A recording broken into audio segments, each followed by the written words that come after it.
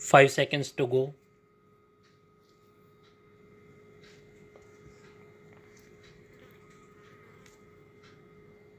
Start. Honorable members, in order to develop healthcare facilities across the country, commensurate expansion in medical education is equally important. In 2014, there were only 387 medical colleges, but today there are 562 medical colleges in the country. In the last 6 years, there has been an increase of over 50,000 seats at the undergraduate and postgraduate levels in medical education. Under the Pradhan Mantri Swasthya Suraksha Yojana, the government has also sanctioned 22 new aims. The central government has laid the foundation for historic reforms in the field of medical education by establishing the National Medical Commission along with four autonomous boards.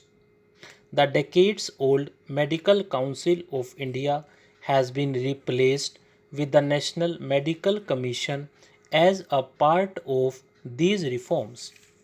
Atmanirbhar Bharat Abhiyan is not just confined to manufacturing in India but is also a campaign aimed at elevating the standard of living of every Indian as well as boosting the self confidence of the country.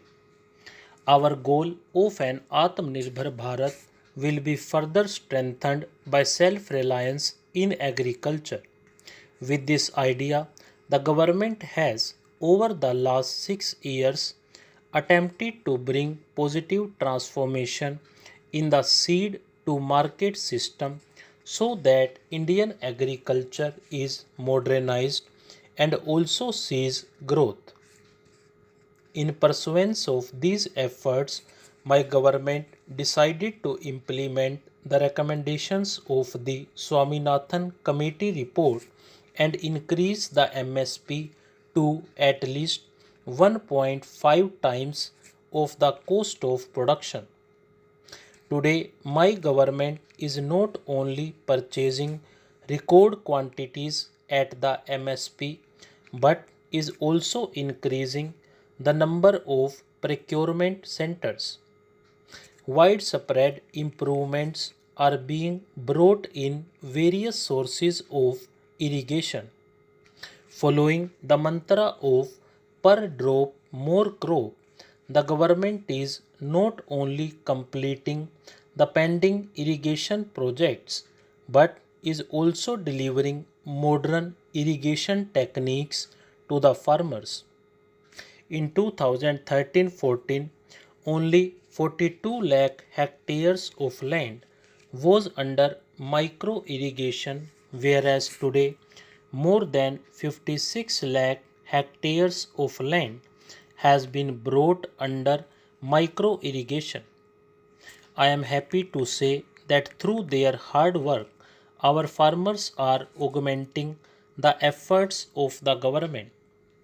Today, the food grain availability in the country is at a record high.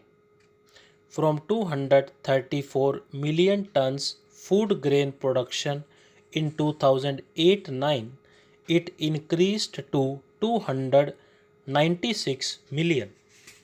Honorable members, in the agricultural sector, the need of the hour is to focus our attention on the small and marginal farmers who own only 1 or 2 hectares of land. More than 80% of the farmers in the country, numbering over 10 crore, fall under this category. My government accords priority to these small and marginal farmers too. In order to provide expenditure support to these farmers, almost rupees 1,13,000 crore have been directly transferred to their bank accounts under Pradhan Mantri Kisan Samman Nidhi.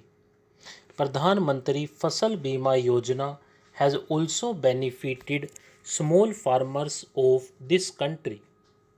Under this scheme, in the last 5 years, about rupees 90,000 crore has been paid as compensation to the farmers against a premium of rupees 17,000 crore. The mission for setting up 10,000 farmer producer organizations by bringing together small farmers of the country is also an impactful step. This has ensured access of small farmers to better technology, additional credit, post harvesting processing and marketing facilities, and insurance coverage during natural calamities on the same footing as the rich farmers. This has also provided an alternative to farmers for securing remunerative prices for their produce and generating greater savings.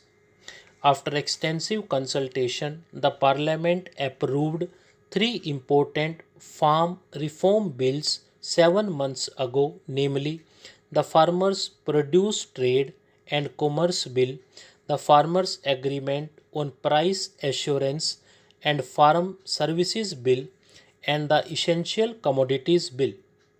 The benefits of these three important farm reforms have started reaching more than 10 crore small farmers instantly.